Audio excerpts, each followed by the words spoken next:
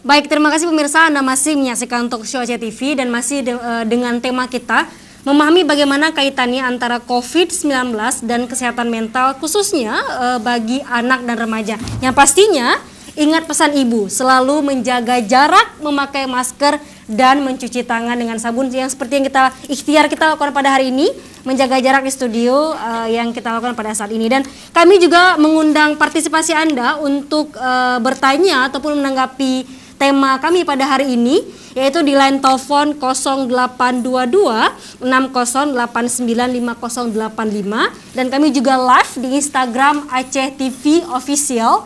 Dan juga ada door prize menarik untuk Anda senilai 250.000 untuk 10 orang yang akan bertanya nantinya, dan kita akan bagi ke Anda. Ayo buruan bertanya dan menanggapi yang kita bagikan kepada Anda.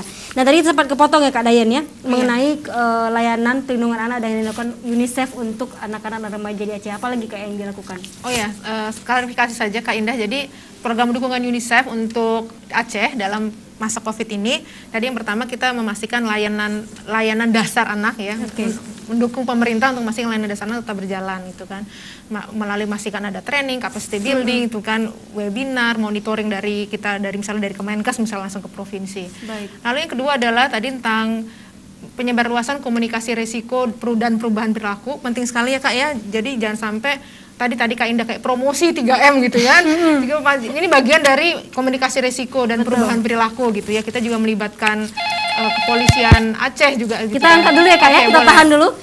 Assalamualaikum, halo. Halo. Dengan Ibu Yuni. Ibu Yuni silahkan. Iya. Assalamualaikum kepada para narasumber. Ibu Yuni, boleh tolong dikecilkan volumenya Ibu? Oke, baik.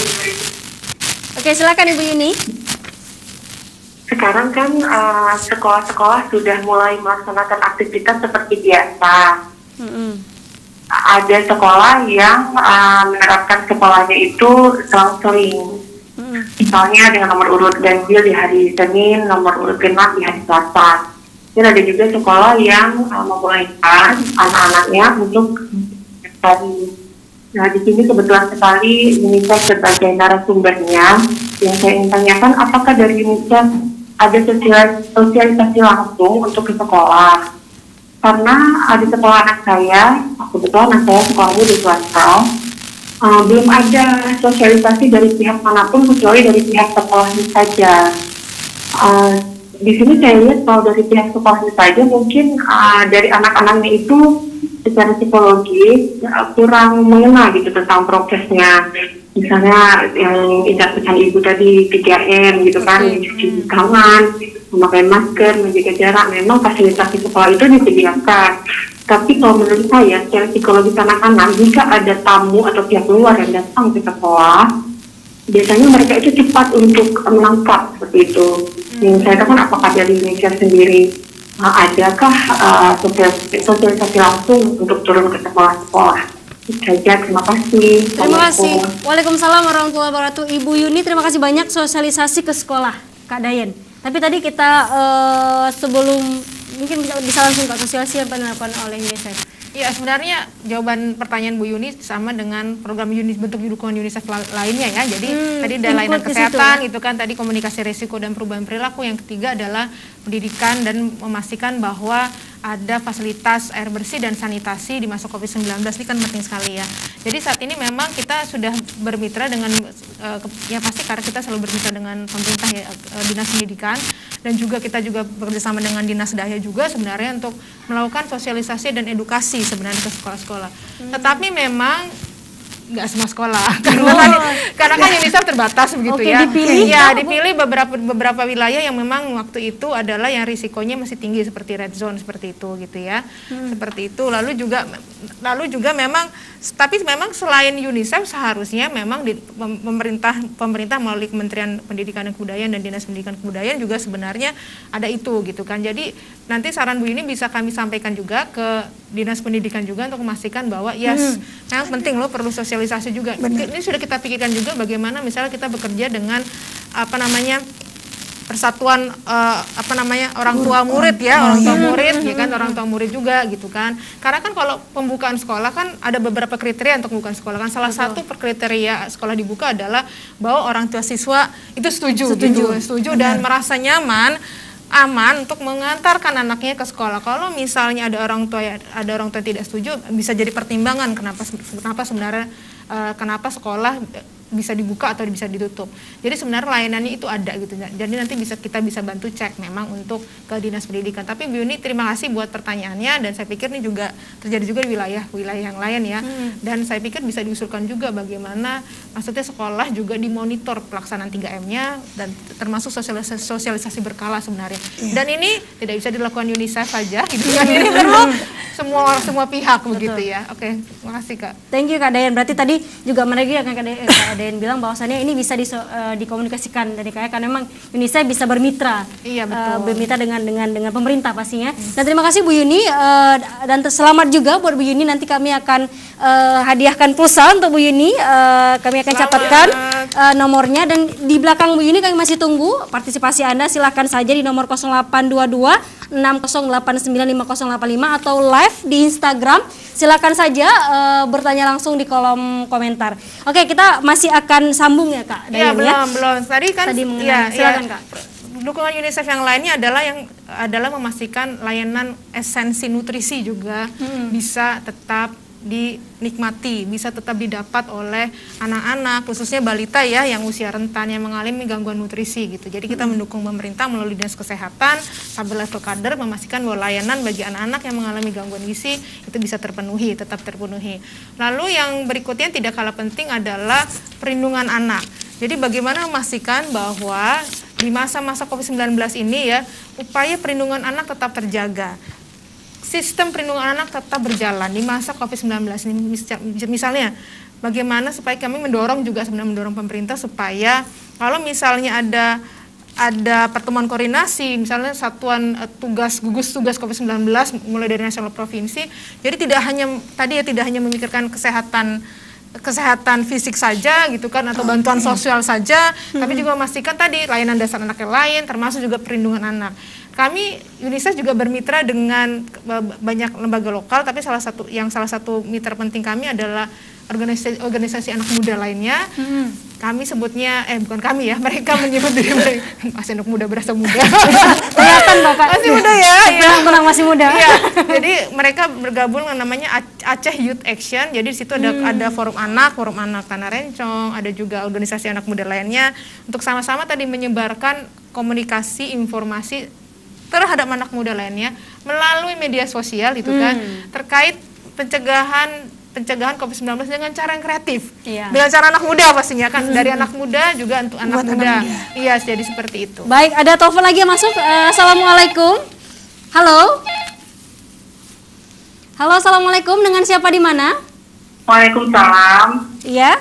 Dengan Fitri di Lamtemen. Silakan Fitri di Lamtemen. Jadi saya mau nanya mengenai vaksin yang diisukan akan diberikan kepada masyarakat. Apakah vaksin ini sudah terjamin halal atau tidaknya? Oke. Terus menurut info yang beredar, yang akan disuntik duluan itu adalah para nakes. Bagaimana dengan kami, ibu-ibu yang mendampingi keluarga, dan bagaimana dengan anak-anak? Apakah akan dapat vaksin itu juga? Oke. Ibu Fitri, salah satu nakes juga? Bukan. Oke. Saya seorang ibu rumah tangga. Oke, ibu rumah tangga. Baik, ada lagi Bu Fitri? Cukup sekian. Oke, terima kasih. Ibu Fitri, selamat juga. Nanti tolong tinggalkan nomor HP-nya karena selamat untuk Anda mendapatkan salah satu pemenang di voucher. Terima kasih banyak Bu Fitri. Pertanyaannya mengenai vaksin ya, mungkin lebih tepatnya ke pemerintah sebenarnya. Iya, benar. Itu pertanyaannya. Tapi mungkin yang diketahui oleh teman-teman ini seperti apa Kak Dayan? Ya, kalau untuk vaksin saat ini masih berproses. Kami dari UNICEF tidak bisa mengatasnamakan pemerintah kapan akan siap gitu ya. Yang pasti sedang dalam proses baik di level nasional maupun juga level daerah. Dan juga sudah dari Kementerian Kesehatan sendiri dan pemerintah pusat sendiri juga sudah merencanakan siapa yang akan mendapat bagian. Yang pasti kan kita kan masyarakat Indonesia itu kan lebih dari 270 juta jiwa, jadi nggak bisa brek sekalian gitu ya, itu kan. Tapi yang pasti nanti akan ada tahapannya. Saya belum bisa menjelaskan tahapan seperti apa karena masih dikaji. Ini karena masih ada proyeksi gitu kan. Yang berhak mengeluarkan statement ini adalah pemerintah. Oke, mungkin kita tunggu saja ya. Kita tunggu saja pernyataan langsung dari pemerintah. Betul. Mungkin bukan teritori kita. Betul untuk jawab. Tapi teritori kakak juga yang tadi Kak bisa dilanjutkan tadi. Oh ya, betul sekali. Jadi selain kita melibatkan anak-anak muda untuk menyebarkan luaskan informasi tentang pencegahan COVID-19 dan menjaga kesehatan mental dengan cara kreatif Kak. Jadi mereka itu melibatkan mencari narasumber hebat, yang masih anak muda juga kayak kita ya. Seluruh Indonesia gitu kan. Untuk bagaimana misalnya meluangkan waktu di masa-masa kebosanan ini, kecemasan ini misalnya dengan cara kreatif seperti tadi yang Kak Wida bilang. Kami di awal bulan Juli misalnya itu adalah dengan menulis, terus juga dengan fotografi, lalu dengan video, jadi cukup menarik. Dan yang kelima yang tidak kalah penting adalah tadi ya, layanan perlindungan anak. Jadi UNICEF juga bermitra juga dengan pemerintah terkait untuk memastikan bahwa ada layanan dukungan psikososial atau PSS, Psychosocial Support atau dukungan psikososial itu bisa tersedia bagi masyarakat, bisa diakses secara gratis. Di layanan nanti akan dikasih nomor teleponnya. Oke, ini sebenarnya menarik sekali nih, banyak yang masuk. Oke, kita angkat. Assalamualaikum, halo, dengan siapa? Kurnia dari Ketapang. Silakan Pak Kurnia di Ketapang. Begini Bu, saya banyak saudara saya yang menjadi warga Jakarta. Oke. Jadi mau pulang ke Aceh.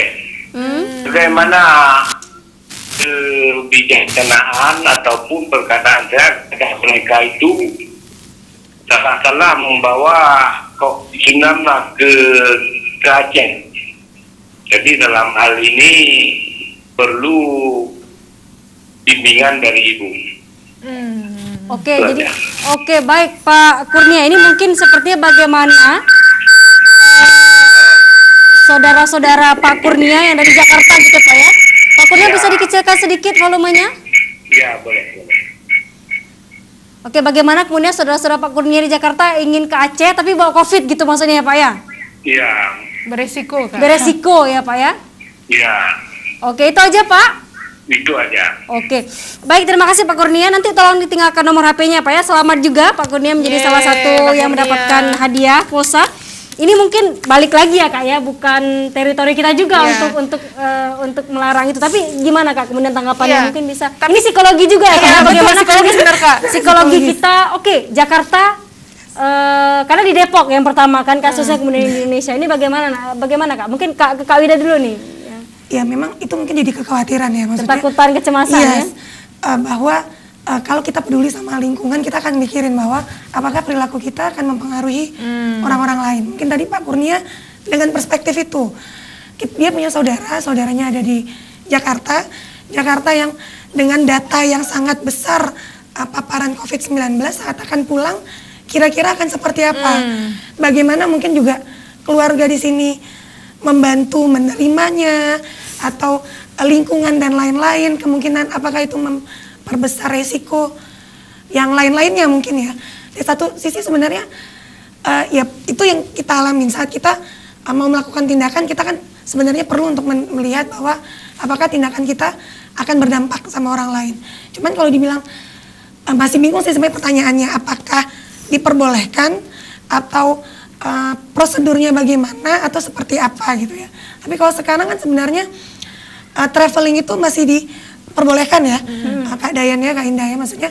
Tapi dengan ada beberapa peraturan-peraturan yang memang harus dipenuhi terlebih dahulu. Mungkin teritori wilayah itu bisa pemerintah yang jawab Kak. Tapi bagaimana kemudian kecemasan kita? Apakah kemudian itu wajarkah dengan masalah ini saudara misalkan katakan kita punya saudara dekat di luar daerah katakan saja, yang memang red zone, gak usah kita bicara Jakarta misalkan, zona merah. Itu bagaimana kemudian Kak? Apakah itu wajar dengan ketakutan? Atau kita misalkan, jangan dekat, ada dari luar, itu seperti apa kemudian Kak Wida?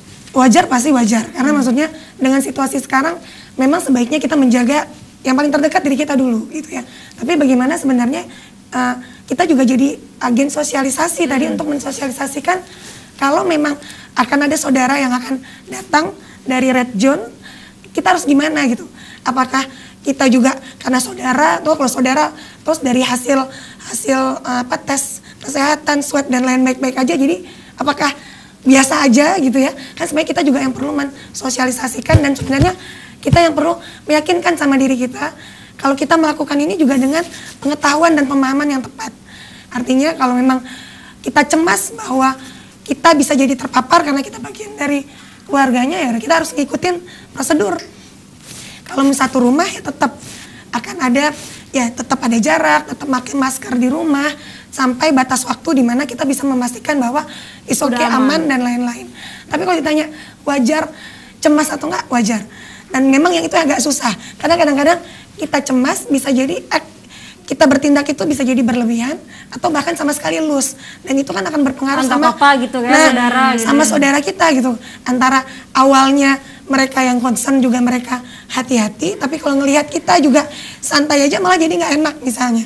Dan itu yang mungkin sebenarnya perlu dikomunikasikan, perlu dipelajari lebih lanjut, dan kita misalnya sesama keluarga juga harus open minded lah ya untuk melihat bahwa kalaupun seandainya keluarga kita datang, tapi misalnya dulunya kalau keluarga datang dari jauh, salaman, pelukan dan lain-lain, mungkin kalau tidak dilakukan, misalnya kalau lakukan, ya jangan tersinggung gitu.